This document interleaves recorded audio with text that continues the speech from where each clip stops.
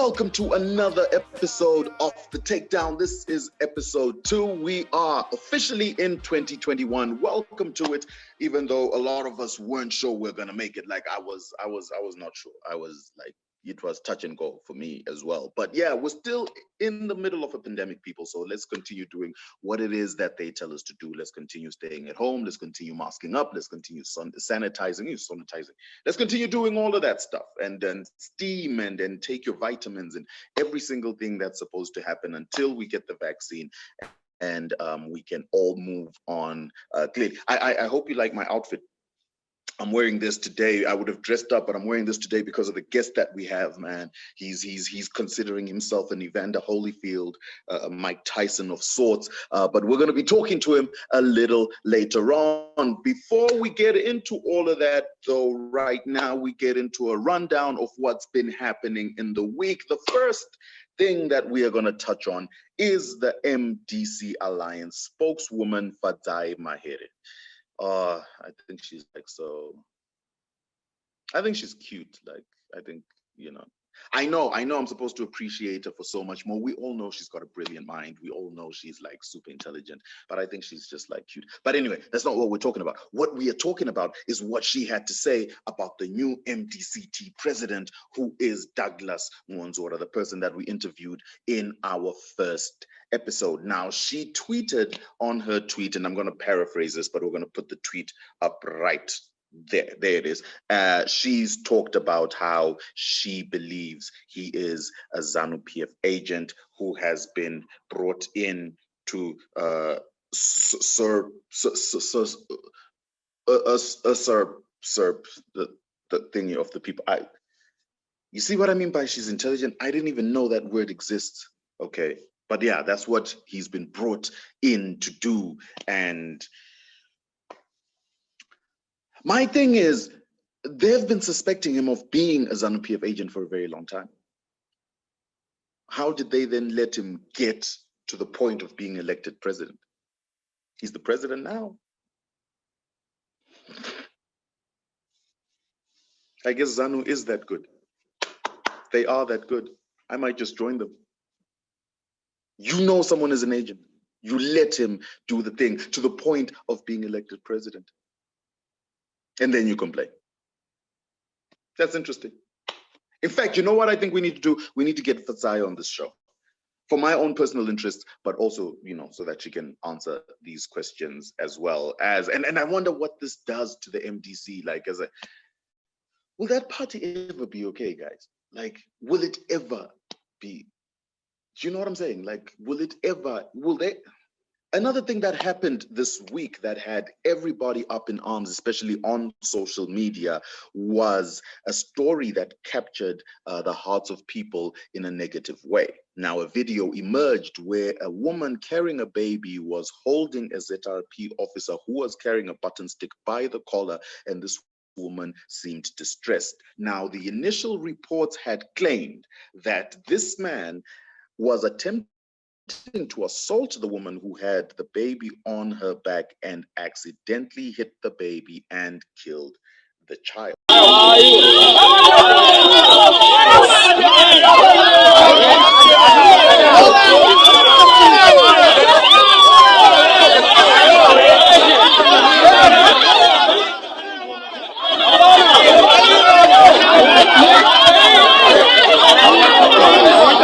Now, the ZRP did come out in a statement that they also put up. We're going to put it up somewhere there right now. There it is. And they clarified the issue and said, no, the baby is alive and the baby was not struck by the button stick on the head. But instead, what happened was there was a police officer, the guy in question, who was trying to stop a combi from getting people, like it was picking people up at an undesignated point. Go. So the combi was picking up people from undesignated points, which is, it's what they do like that. Ever since they've been introduced to this country, and every country, go to South Africa, they pick up people from undesignated. I've never met a single place that they say this is where combis pick up people, except if it's at the rank. Once it leaves the rank, it's free Mandela for like. Anyway, so this officer says he was trying to stop this combi from picking up people from this undesignated point. And how did he decide to do this? By smashing the windscreen with his button stick. He could have done anything else, but he decided that's what he was going to do. So he smashed the windscreen, then obviously doing, then fragments hit the baby, and then the mom, and then. Now, because the initial statement, and I don't want to go to jail, I'm not going to challenge the statement. But when I watched the video and what was being said in the video and how the mother was acting, it doesn't match with the statement. But that's what they said happened. And they said that no charges were pressed by the mother of the child, and medical professionals went to go and examine the child, and the child is fine and no injuries were sustained and all of that other good stuff. But like we said, still, the explanation of what the police officer was doing does not make sense. Why do that? Why use a button stick to do that? Like, where, why? They're probably going to use a button stick on me for reporting on the story. Now, moving right along, we move on to a Hollywood story that happened during the week, a cash in transit heist that saw 2.5 million United States dollars, as well as 40,000 bond, $40,000, but in bonds, get stolen at Gwabi Bridge lay-by on the 6th of January 2020. Now, there's a lot that is poking holes in the story, but what we would like to say is that, look, the festive season came and a lot of people came home. A lot of people came home that work in the diaspora. And then, you know, since they've been home, lockdowns have happened where they were coming from, and lockdown has happened here as well. So these people, they can't go back to where they reside to go and continue their work as it is January. So they've decided to work here locally and have created employment for themselves. As we know, in Zimbabwe, transit heists are not something that are norm. In fact, this is the first I have heard of a cash in transit heist in this country in a long time. So all I'm trying to say is I can't wait for the borders to open up again so that people can go back to where they come from and continue to ply their trade. But if they are going to do another cash in transit heist, please may they call me. 2.5 million United States dollars is too much money for me to have morals at this point in my life. So if they want to do another cash in transit heist, I am available. Anyway, moving right along, as we know, there is drama happening in the United States, the country that has prided itself on being very democratic. In fact, they have referred to themselves as being one of the most democratic countries in the world. But now, as we know, drama unfolded as people, Trump supporters, rushed the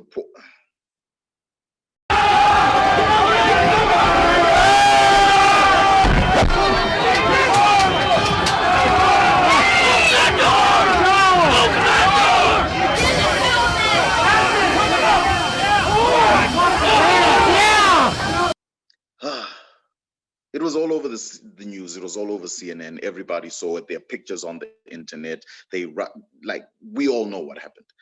What is very interesting to me is a tweet that was put out by the ZANU-PF Patriots, who said they're very concerned about the levels of violence in Washington, and they're going to be monitoring the situation closely.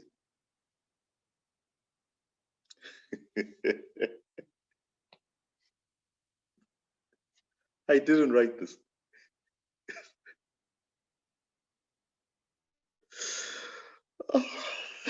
Like I said, we've got, you'll tell us what you think about all of this. So they're going to monitor the situation closely. And then what?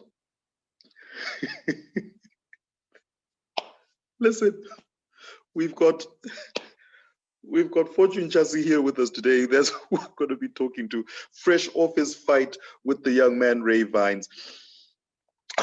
That's funny. That's funny. I need some time to breathe. But when we come back, we're going to be talking to Fortune Chasi and talking about his time as Minister of Energy and all of that in between. So stay tuned.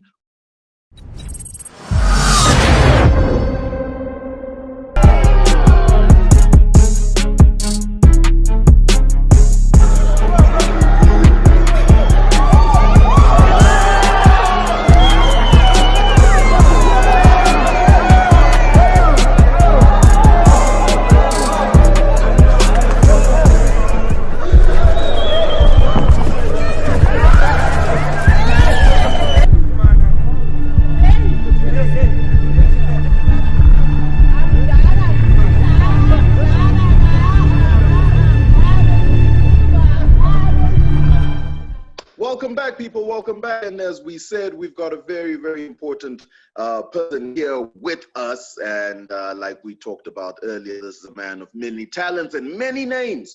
Snake Skinner is one, Chibaba Babest is another, but I'm sure at home they know him as Dad. This past couple, we knew him as Iron Mike Tyson. That's the name that we knew.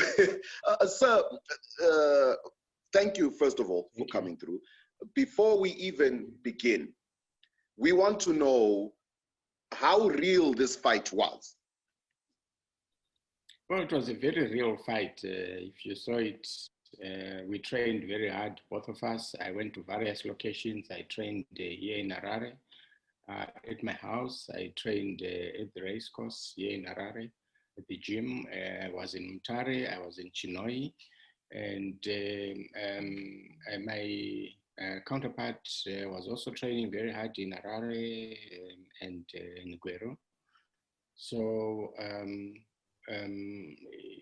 it was substantially real.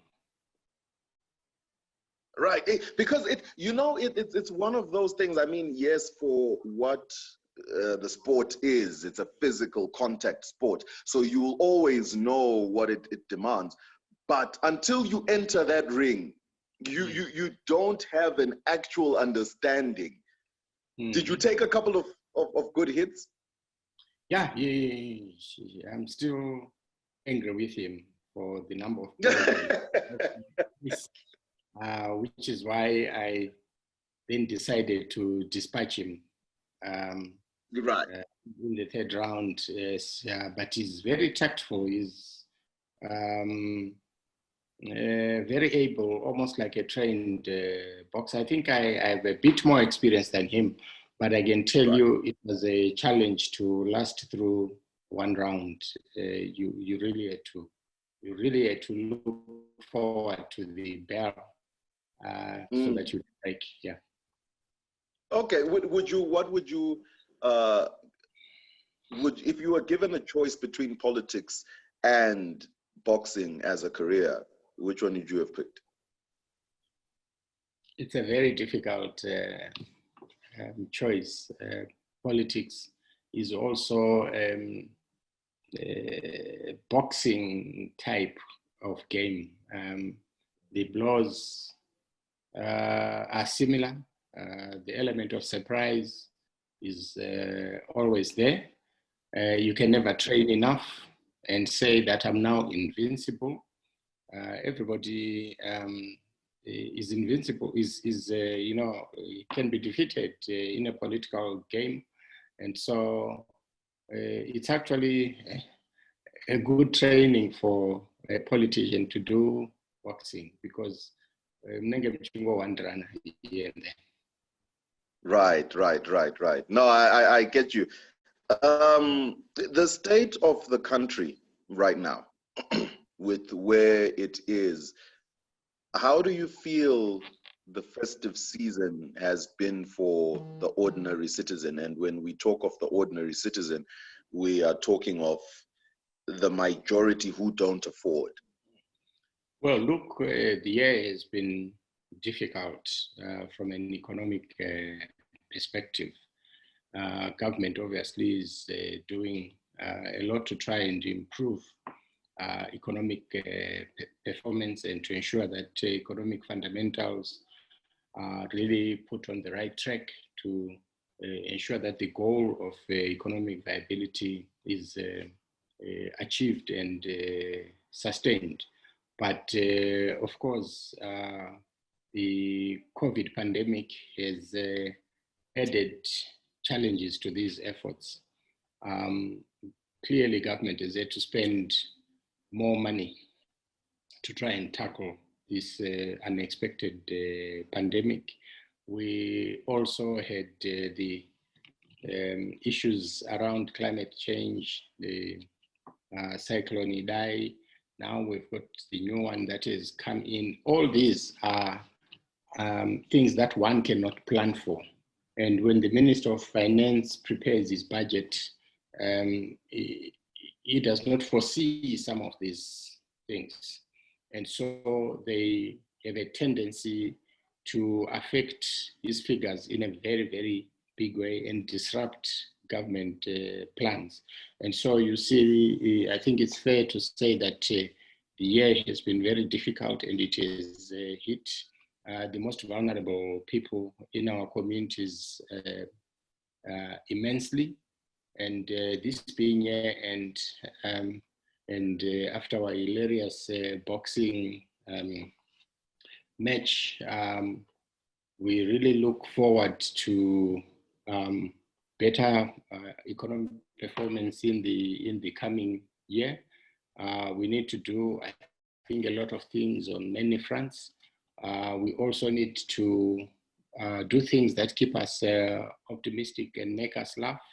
And I'm happy that I was part of the team that provided a welcome punchline to 2020. Much appreciated. Like I said, it was a very positive thing to see and experience. You touched on a couple of things that I'll come back to quickly. One of the things that was fascinating when you were in the energy ministry is you entered and you wanted to know what was going on with the ZESA deal.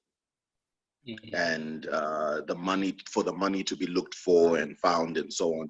And then after, you then called off the dogs on Wignil Chivayo, who the case was leaning heavily on.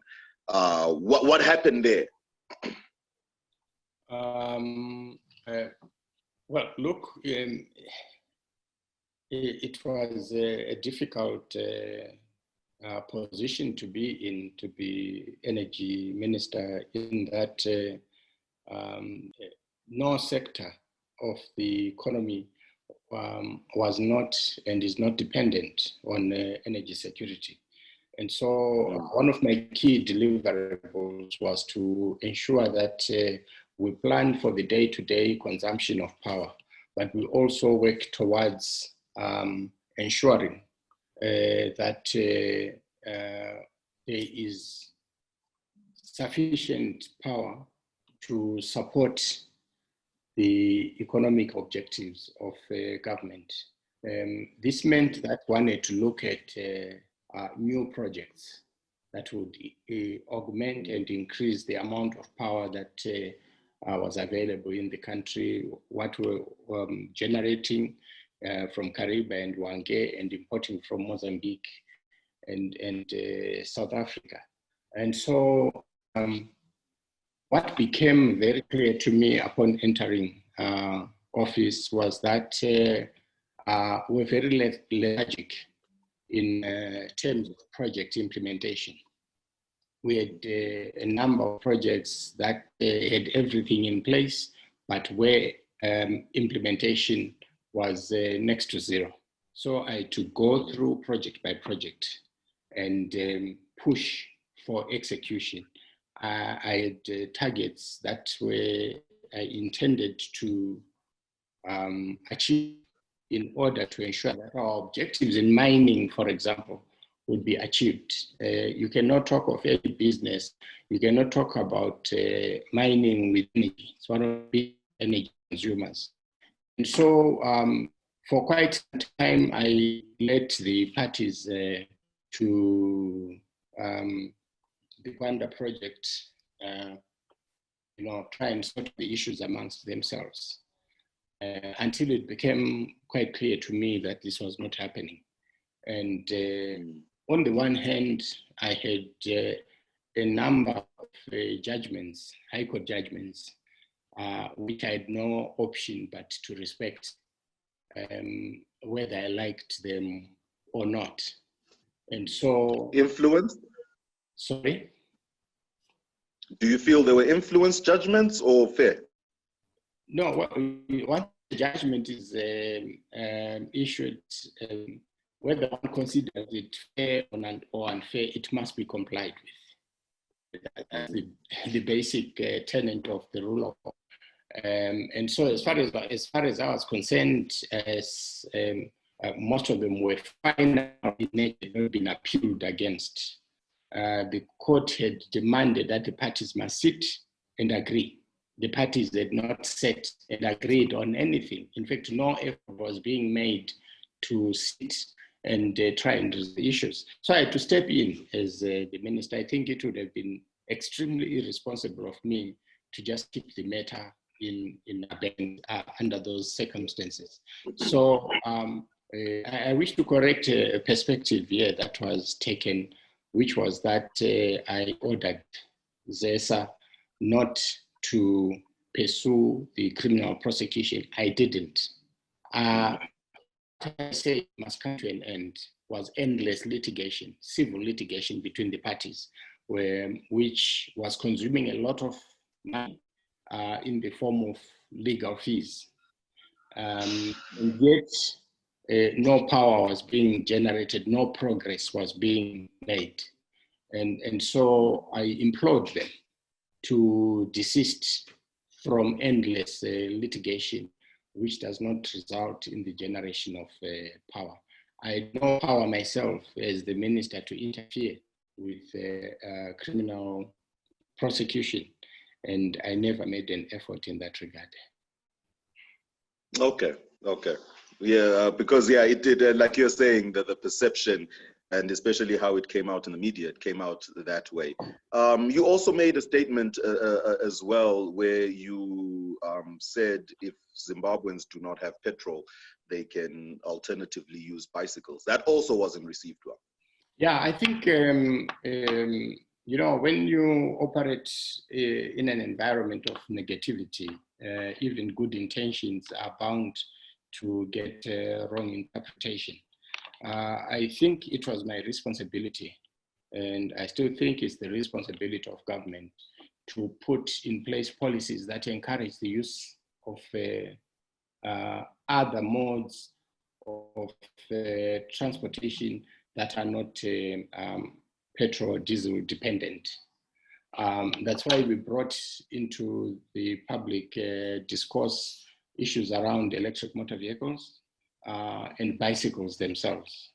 In many countries, go to China, you can see at one place thousands and thousands of bicycles.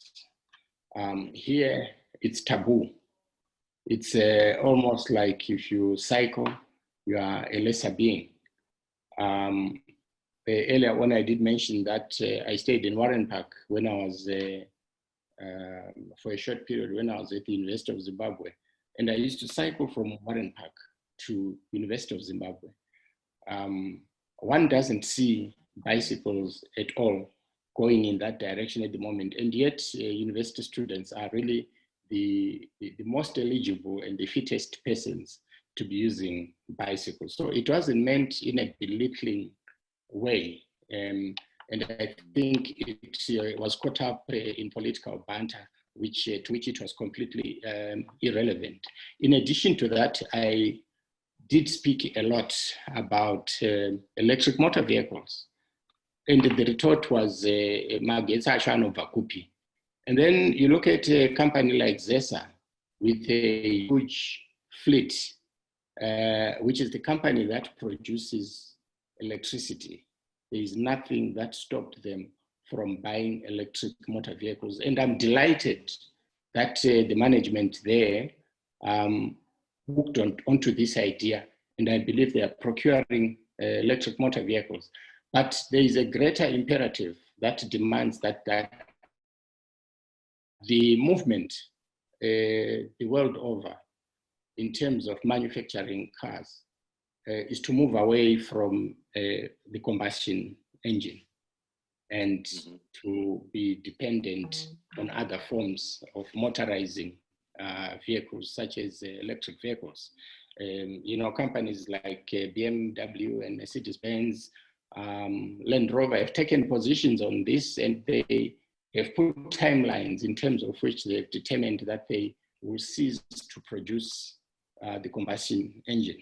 So it's a strategic position, and I think by way of strategy, government, through myself as Minister of Energy, was doing the right thing. I hear you, but I'm sure you can understand where the question, and in as much as it may seem like it's a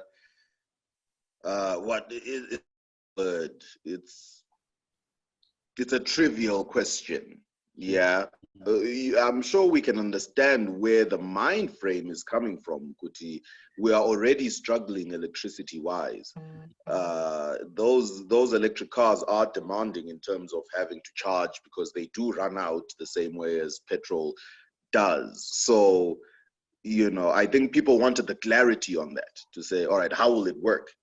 Well, look, it was, I think, misinterpreted. And I had the duty to reduce the import bill that the country faces every time and every day, and the huge consumption of petrol and diesel. And what I was really suggesting was one of the ways that could not be implemented immediately, but something that we have to plan for. I mean, our road infrastructure must be sufficiently and well primed for the use of bicycles by having cycle tracks, for example. So it was, I think, mistakenly interpreted, and maybe I should take the blame myself for not having been clear. But the idea really was that let's program this into our way of life. I grew up in Bulawayo.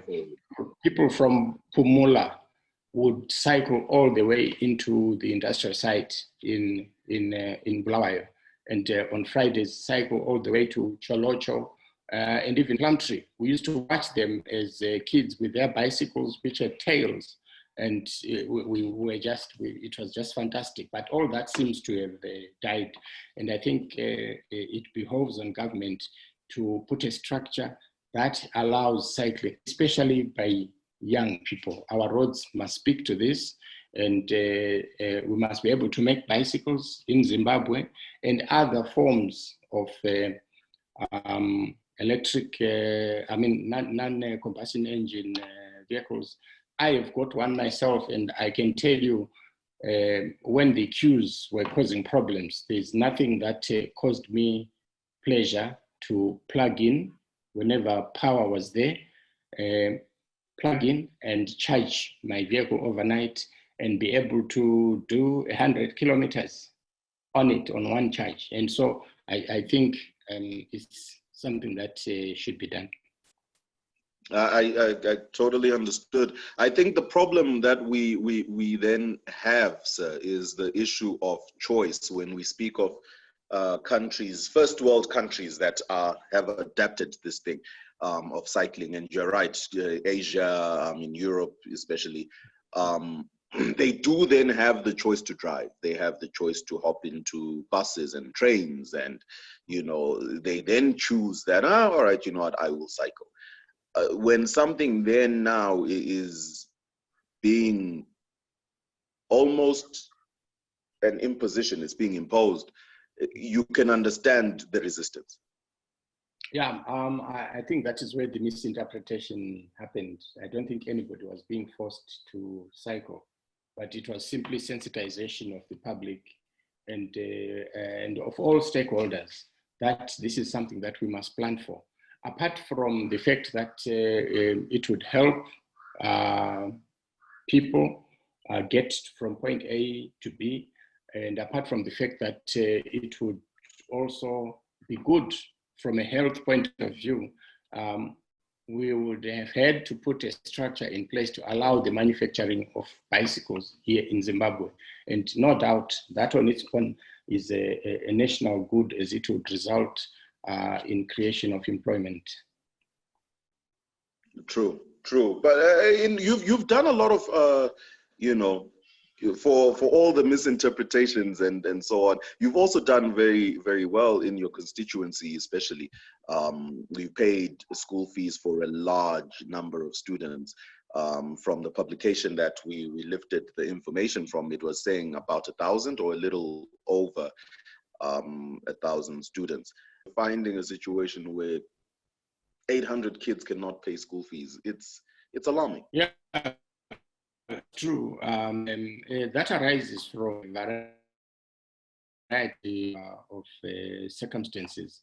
Sometimes you just find that some parents just expect that someone's going to put or the school must into the problem. They will not be willing to dispose of any of their assets that the children go to school. So I think there is no reason why people not be involved. The reason why private schools are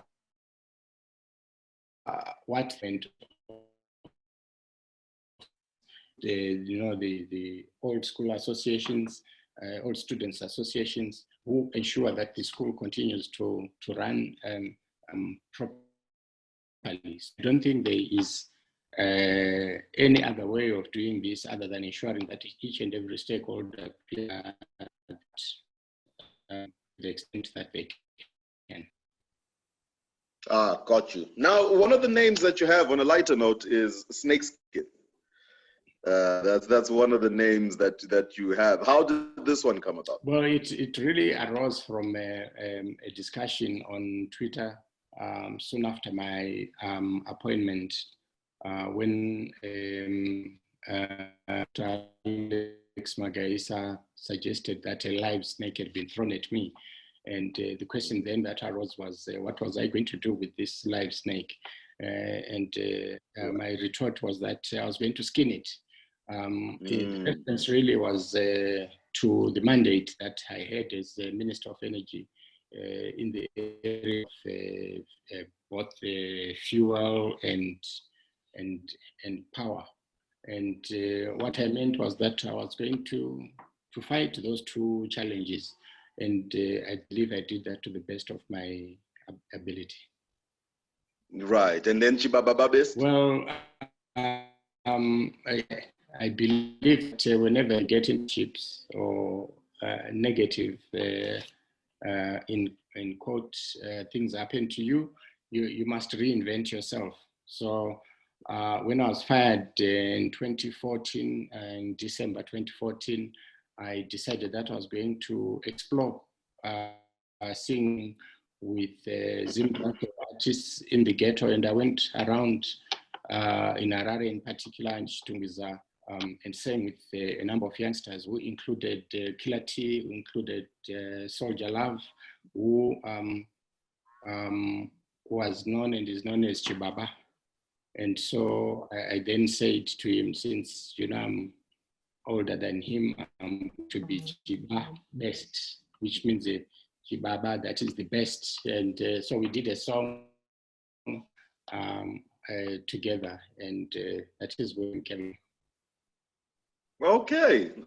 Well, we just taking time to have a chat with us and clearing up a few things, a few questions that we had with you. We've got what we call rapid five. It's just 5 questions, very easy questions to ask and answer. And it's either you say yes or no, you pick one of 2, no explanation required from your end. So you let me know if you're ready and we do the thing. I'm good to go. All right. Muhammad Ali, Mike Tyson. Mike Tyson. I had the other one. Mike Tyson over Muhammad Ali. Mike Tyson. No, we'll need to talk about that one. We'll definitely need to talk about that one. We'll talk about that one. Winky D or Ja Praiser? Well, I like both. You have to pick one, sir. You have to pick one. It makes it very difficult for me. I think I'll give it a pass. I like both young men and their talents. Current dispensation or previous dispensation? Current dispensation. Okay. All right. That's a clever one. That's a clever one. Bob Marley or Michael Jackson? And Bob Marley anytime. Anytime. Bob No, Marley. all right. I can agree with you on that one. I don't agree with you on the Mike Tyson one. No, that one we need to talk about. That one we definitely need to talk about. Nyanga or Victoria Falls? That's another difficult one. I'm inclined towards Nyanga. Okay, towards Nyanga. I'm with you as well on that one. So as a parting question to you, if you were to fix one thing within ZANU-PF, what would it be? I think it will be primary elections, and I think they are an important precursor to national elections. This is a problem that I think our political space is facing. You've just seen what happened 8 days ago. You know, democracy's inception comes that, and if we can't conduct primary elections properly, I think the outcomes at a national level are unlikely to reflect the national desires. Got you. Speaking on, just as a side note, I know we said we're going, what happened at the HICC has to be embarrassing, not only for that part in particular, but for Zimbabwe at large. The blatant attack on a woman physically. Yeah, with just you know, it's deplorable. I think the irony is that we had our match at the same venue with less than 100 people, and we complied with the dictates of the COVID protocols. And soon after, with a minimum of 1,000 people that were in there. And from the videos I've seen, many people did not have masks. Some of them had them, but they were not covering the mouth and nose, and there was no social distancing. And was saddened by the fact that Dr. Kupe has been afflicted by this, you know, pandemic, and I wish her well, but I think the levels of irresponsibility are just herself and officials as leaders and their party, but also the responsible regulatory authorities that allowed that kind of numbers to be together without any semblance of respect what the law says in this. When a frightening, you know, version of this virus, you know, floating around, and other countries are taking measures to curtail, you know, public gatherings of that nature. So it's a huge disappointment in many respects. Ah, okay. I get you have to give it to me. I gifted you that question. I could see you were like, right, let me go in now.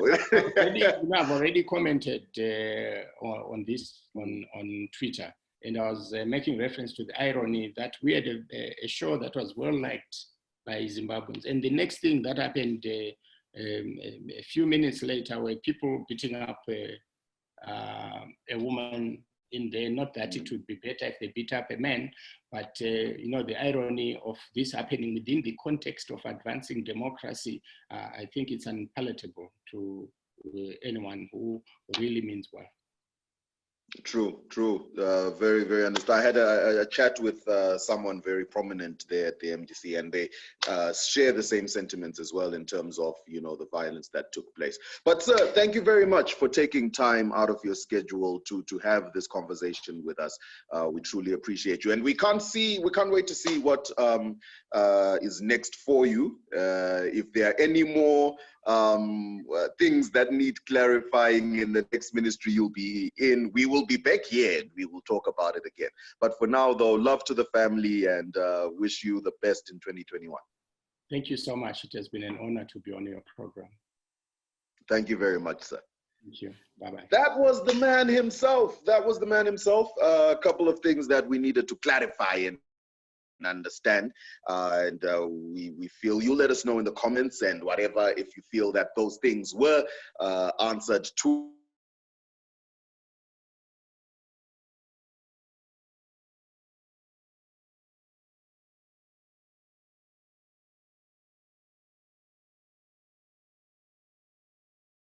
next week, same time, same place, just a different date. Take care of yourselves and the people around you. Goodbye. Highly, I still